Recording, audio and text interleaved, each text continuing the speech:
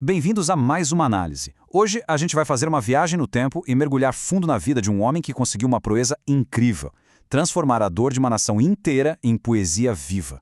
Através dos sons super íntimos de um tributo acústico moderno, nós vamos reviver a luta, a imensa capacidade de superação e, claro, o impacto histórico do Solano Trindade, eternizado como o famoso poeta do povo. Então, preparem-se para uma história inspiradora sobre como a arte pode de fato transformar a nossa realidade. Tem gente com fome. Olha só, isso não é só um título, tá? É um grito histórico, um verdadeiro clamor que ecoa desde 1944. Imagina o cenário do Brasil daquela época. O Solano caminhava pelas ruas e via de muito perto a pobreza extrema, aquela desigualdade rasgando o dia a dia das pessoas. E o mais marcante é que ele não ficou quieto. Ele pegou a literatura, pegou a própria voz e transformou isso nas maiores armas de denúncia social que ele tinha. Esse poema nos joga direto para o centro visceral de uma luta que, incrivelmente, ainda faz todo sentido hoje em dia. E isso nos leva à parte 1, o chamado do poeta. A voz funcionando mesmo como um farol. Pensa bem na figura do Solano, um homem negro, ali no meio do século XX no Brasil, usando a arte para construir pontes num mundo que só queria erguer muros. Então, quando a gente fala de uma homenagem hoje, usando um formato acústico moderno, a gente está falando de uma verdadeira passagem de bastão. É a prova viva de que aquele legado motivacional do poeta do povo sobreviveu. As denúncias históricas super pesadas dele não ficaram empoeiradas no passado, sabe? Elas viajam pelo som de novas gerações que se recusam a esquecer de onde viemos. E é muito louco perceber a força colossal que existe nos contrastes. De um lado, a gente tem a urgência gritante e ensurdecedora da fome, uma denúncia barulhenta escrita em letras maiúsculas que escancara o desespero de milhões na sociedade de meados do século passado. Do outro lado, a gente vê a intimidade silenciosa e super introspectiva das cordas de um violão atual, lá no canal África Acústico.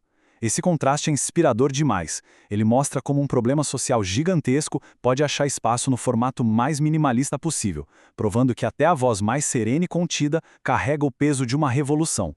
E aqui a gente entra na parte 2, o eco da injustiça. Um clamor totalmente minimalista.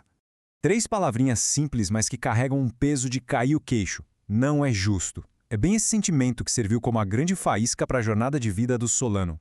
Antes da poesia bonita, antes de qualquer reconhecimento, veio o choque cru de bater de frente com a injustiça. É aquela indignação coletiva de quem está dentro do sistema e simplesmente decide que não vai mais cruzar os braços. Essa frustração gigantesca que o tributo traz de um jeito tão enxuto é literalmente o motor que faz a transformação humana e a esperança girarem.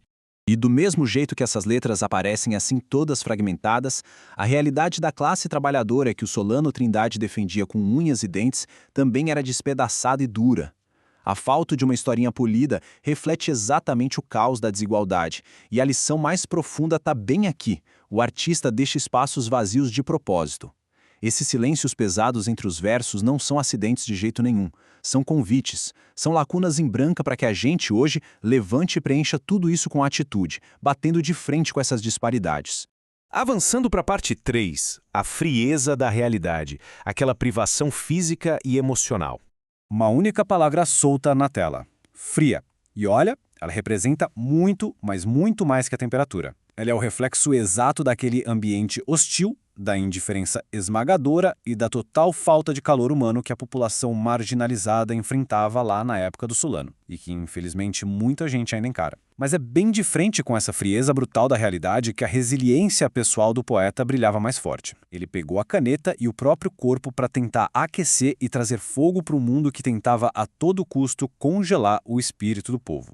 A genialidade do tributo está em como ele pega a gente pela mão e conduz por uma rota de crescimento e empatia profunda. O Solano não queria só que as pessoas ouvissem, ele queria uma transformação de verdade. É um passo a passo, né? Primeiro o choque de observar a fome nua e crua. Depois sentir na própria pele esse frio, tanto literal quanto o do desamparo. E no fim, o despertar, reconhecer a injustiça estrutural. Não é só a letra de uma música, é um mapa de evolução pessoal desenhado pelo poeta para tirar a gente da apatia e colocar na ação.